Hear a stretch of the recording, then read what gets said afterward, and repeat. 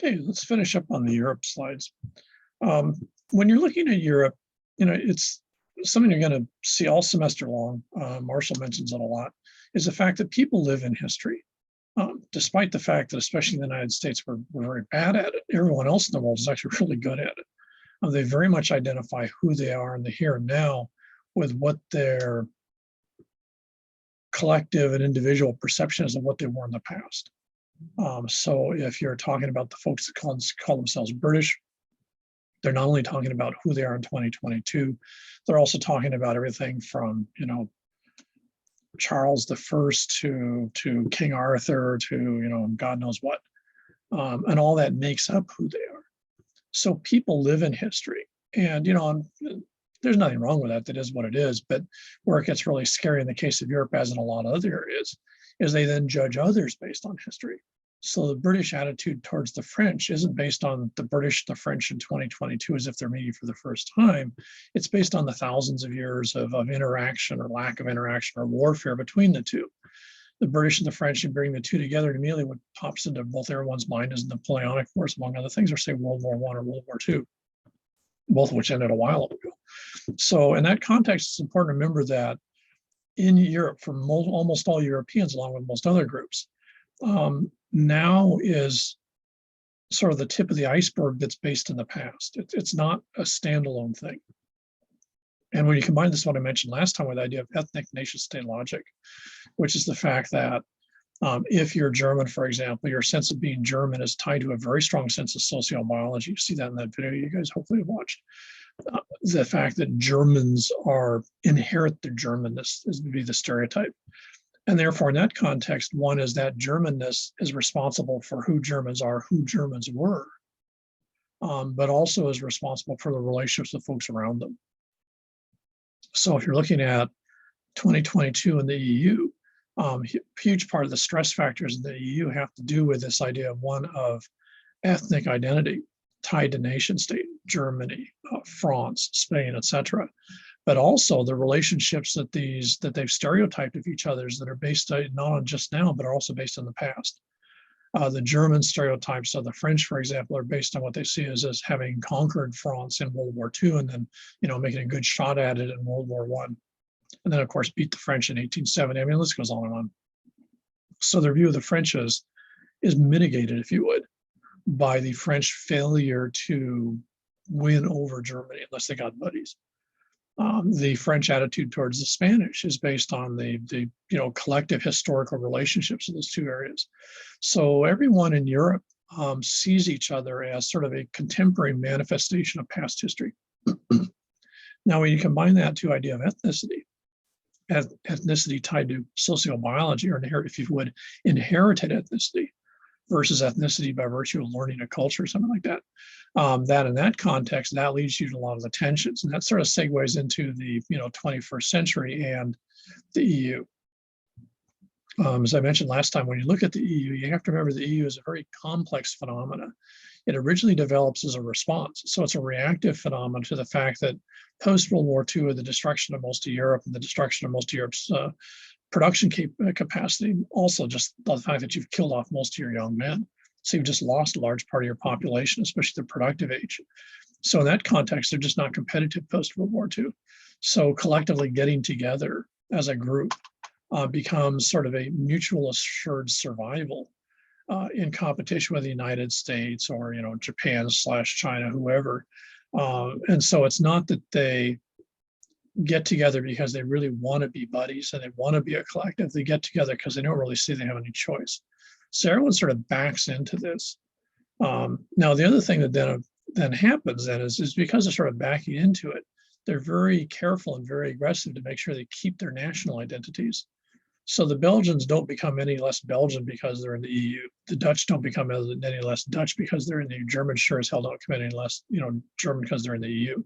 So they sort of collectively have this, but they're still independent countries, and they're very strong, almost all of them, very, very strongly tied to national, sort of nation state, sociobiology-based and inherited ethnic identity. So it makes for a very complex scenario. Now, by the early 2000s, let me switch here.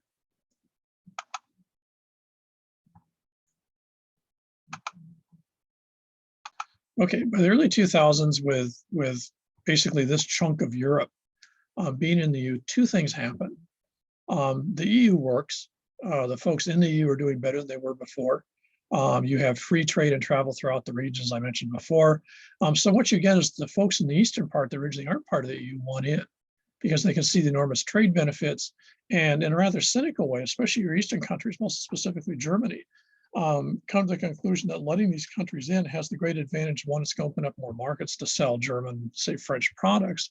But secondly, it's also going to provide cheap labor. So if you're Volkswagen, for example, or I don't know, some other big company, you can open up factories in say Slovakia or someplace like that because the labor is a lot cheaper than Germany. Because you have to remember one of the things about the EU is there's no, standardized, for example, minimum wage. While they have a lot of things they agree on, how much you pay people and the working conditions really aren't, a unified thing. So if you're Germany with very high paid workforce and you're a German company, the idea of having German factories in this sort of poorer new part of the EU and the eastern part is really attractive because that keeps you, market competitive. And since the EU originally was designed as a market thing, it was designed as a production, capitalist organization that actually works, and that's the way they see it. Now, for the other countries, what happens over time is the more and more this becomes a collective thing. And as I mentioned last time, sort of in passing, one of the huge things that occurs in the 90s when the EU really forms and starts sort of organizing itself is the countries in the southern part, which of course really haven't accessed this production base. Because you have to remember that this whole river network, the whole, highly efficient, very cheap way of moving stuff around is north of the Alps here, and it's north of the Pyrenees here. So it's basically in this section here. So the countries, from France on up over, through over to Poland, basically all have access to good river systems, good networks, cheap transportation, et cetera, and a fair amount of resources. If you're the Alps and south, especially Italy, Greece, Serbia, stuff like that, you're out of luck. So the northern part of the EU does much better out of the EU than the southern part. So the southern part of the EU very quickly gets into two things. One, it gets into tourism because that's the only way to get any money coming in. They can't do production, so they'll become tourist destinations. And then they can market their history and everything and spin it so it becomes like, come see Rome, go see Athens, go check out, Barcelona, whatever. And they do that instead of production. So rather than making stuff, they're marketing their landscape and marketing their cultural past too. The problem with that is tourism takes an enormous amount of money. And because these are largely socialized economies, in the sense that when the EU forms, one of the promises for the various countries is that healthcare will be largely subsidized by government, education will be largely free, subsidized by government. So a lot of stuff becomes government subsidized versus say private sector like it is in the United States. And so in that context, there's an enormous amount of money going out to pay for these services. And in the southern part of the EU, they don't have their production base. In other words, they aren't generating the amount of revenue to cover that. So what they do is they go to the northern countries, especially Germany, and they go to the German banks, especially Deutsche Bank, and they go to them and basically say, hey, we need a loan. And because one, it's the EU, and two, because it's a unified organization, the banks in the northern part of Europe think, hey, well, if we give the Spanish a loan, they have to pay it back. Because they're part of the EU, they don't have any choice. They can't renege on it at some time in the future, which countries used to do a lot. So basically, and that works well. So then what happens is the banks in the northern part actually start soliciting the southern part for loans. So it's just like, in your mailbox, something like that, you might get a, invitation for a new Capital One credit card, and guaranteed you'll have, this amount in the account, just sign and get a card. Basically, in a giant way, that's what happens is the banks in the north start soliciting and actually encouraging loans from the countries in the south, given the fact that they think it's a guaranteed, payback thing. And the countries in the south want money to spend because it makes them look good politically, keeps them in operation, whatever political party's in charge. Population's happy because, they got free healthcare, free education and stuff like that. So no one's asking the really rude question, can you pay the loan? Can you make the monthly payments if you don't think of it that way? And so what happens is everyone's sort of skating along and they're sort of surviving okay until 06, 09, when basically you end up with a huge economic collapse, which just absolutely hammers Europe. Now, in the period prior to this, in the say 15, 20 years prior to this, what you also get is not only these money moving back and forth, money going south, promissory notes going north, But you also get large populations from the northern regions, especially UK, Germany, and stuff like that, moving vacation homes in Italy or Spain, or either moving there for retirement. So again, because it's free movement, there's a lot of people moving around to, especially moving from the cold areas in the north to the warm areas in the south. Think of folks in New York moving to Florida to retire. Same thing. Now that all works fine. And again, the countries in the South are totally stoked with that. They've got these people moving down here. They've got, good fixed incomes, the property values go up. So, everyone's a happy camper until all of a sudden, bang, when 06, 09 hits, and all of a sudden these folks leave, the property values collapse. There's no money available. Tourism takes a huge hit. And basically all of a sudden the countries in the southern part of Europe have no money coming in at all. They not only can't pay their bills, they also can't pay their loans back. And they can't keep their social services up they promised the people. And so what happens is they go back and they basically tell the banks, we can't make payments. And the banks basically say, well, you don't have a choice. You signed a piece of paper, you owe us. And someone like Spain's going, what are you going to do? Collateral, you got to take the city of Barcelona from us. What are you going to do? Basically sort of daring them. And the banks come back and basically say, well, if you want to remain part of the EU, you got to pay your bills.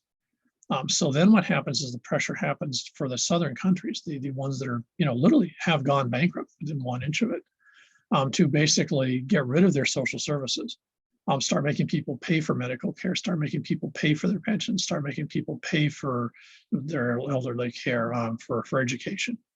And, that's their attitude, legitimately. It's sort of like, well, one, that wasn't part of the deal. Two, we can't do that because we don't have any jobs, and maybe 20% of the population is unemployed. How the hell are they supposed to pay for healthcare? And the banks are going, well, we don't care. You got to make payments. And so what happens is the EU, which never really very organized anyways, starts to fragment with the enormous economic pressure of the fact that all the money is in the north. All the folks taking out loans are in the south. And by 09, there's a huge amount of friction going back and forth. Italy, Greece is still within 2 inches of being bankrupt. Italy actually went bankrupt for about 8 hours one day, where they were basically just sort of, go like chapter 11 if a country can do it. And basically just sort of push the countries in the north to subsidize it. But if I'm the German prime minister, whoever's replacing Merkel, then I've got to go tell my German taxpayers that, well, part of your money that you're paying to the German budget, in terms of taxes, is going to go to pay for Italian salaries. And, the Germans are legitimately going to be all bent out of shape because it's like, well, if the Italians had their shit together and actually had a better job of managing their finances, they wouldn't be sitting here hitting us up for money all the time. So just tell them to grow up and just pay their bills. So what happens is the warm and fuzzies really start to sort of just unravel really, really quickly with the 06-09 crisis. And at that point, the EU looks a lot more fragile and a lot less coherent. Now, you also have then these Eastern countries join in, Romania, Slovakia, et cetera, either join in as full or partial members of the EU. And while that seemed a good idea prior to 06, because there were factories are going in, there was money all over the place, there was a shortage of people working, and since you had more jobs, you did bodies. Then all of a sudden, after 06-09, it's just the opposite. Now you got a ton of bodies, no jobs, factories are closing all over the place, money's really tight. And so basically all of a sudden everyone's really less entranced with this whole idea of a larger EU, but you can't undo it. Once you've invited someone into the party, they're part of the, they're part of the team. They just still say, well, it seemed like a good idea last week, but we don't need you anymore. So you end up with this, everything was done very opportunistically and with very little foresight into possible change. Everyone just sort of assumed the good times were going to continue. And like the United States does the same thing all the time. It's just a really dumb idea because the good times are never always really going to continue. The good times are always a temporary phenomenon. Now, what happens on top of all this then? So you've got all this crisis going on. So it's now 08, 09, that a lot of messes going on. You also have the fact that on one hand, you have large numbers, millions of folks from other countries, in some cases, these new Eastern members of the EU, in other cases, other countries, most famously the Turks in Germany, who are basically invited, temporary workforce, but they've been in that country for ages. There's a lot of Turks in Germany who are third generation Turkish, ethnically, who have been born in Germany. So their parents were born in Germany, maybe their grandparents emigrated back in 1960 or something. They can't become German citizens. In many of the European countries, but especially in Germany, you can only be a German citizen if you have German blood. So it's very much that title of that video, Blood and Belonging, is how the Germans see it. That's actually in their legal system. sociobiology defines German ethnicity. So you have the weird situation that someone who from the United States, I'm not, but we'll say that, in our case, I think we have some relative, probably like 10 generations ago, as German. As long as I can prove that link to that person, I can move to Germany and become a citizen because I have German blood. So it's sort of like, getting Hawaiian Homes property or even getting to CAM school. As long as you can prove you're part Hawaiian, you've got access, potentially. Germany's the same way. So the weird situation is someone who was born in Germany, who only speaks German, but their only heritage in terms of their grandparents is from Turkey, can't be a citizen. Someone who's living in, Cincinnati, Ohio, whose great grandparents, one of them was German, can be a German citizen. It's nuts when you think about it. And that's one of the problems is you had all these diverse different attitudes of who's us and who isn't us. At the same time, you had this large migrant workforce coming in that was taking all the low-end jobs that were basically making these, production economies so profitable.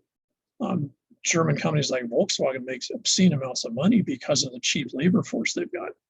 But those aren't Germans. Germans are some of the labor force, but they're generally management. Most of the labor force are other ethnic groups.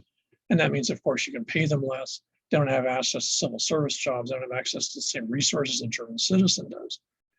So that's how Europe became successful. It was, sort of a two-dimensional sham, to be honest. And then 06, 09 just sort of blew that open because you not only had this change economically, but now what are you going to do with these millions of workers you've got who, basically they own property or they try to own property, they've set up shop, their kids are in your schools, but they're not you. And so there's enormous pressure in many cases to just sort of tell these folks, like the Turks, it's been nice having you guys, but would you please go home? Till the realization shows up that if you get rid of them, you basically don't have your lowest tier of the production base. You don't have the people that clean the hotel rooms. You don't have all the people that are doing all the mundane menial jobs that Germans don't want to do. That's being done by these migrant folks. And so if you get rid of them, then who's going to do the work? So you end up in this sort of catch-22 that you got this cheap population in, but they now become indispensable, but you don't like them because they're not you.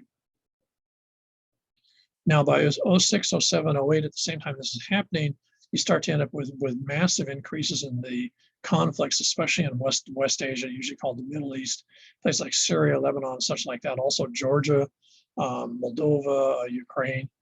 So what you get is countries fringing the EU more and more start to have large numbers of what we call refugees, if you go back to the earlier discussion we had. And so in many cases, because of what happened in World War II, et cetera, Europe sort of consigned itself to having to let in a large number of refugees as sort of payment for their sins of the past century, especially Germany. So you end up with not only the folks that are coming into work, I say for folks from Turkey, but you also end up with refugees from Georgia, from Lebanon, from wherever that are coming in that you have to allow in because of your constitutional obligation. And so what happens is then when they get into Germany, the refugees don't have to stay there because it's free movement throughout the EU. So all of a sudden they might end up in Denmark or Norway or somewhere else in the EU just because it's more attractive. They don't like the Germans or whatever.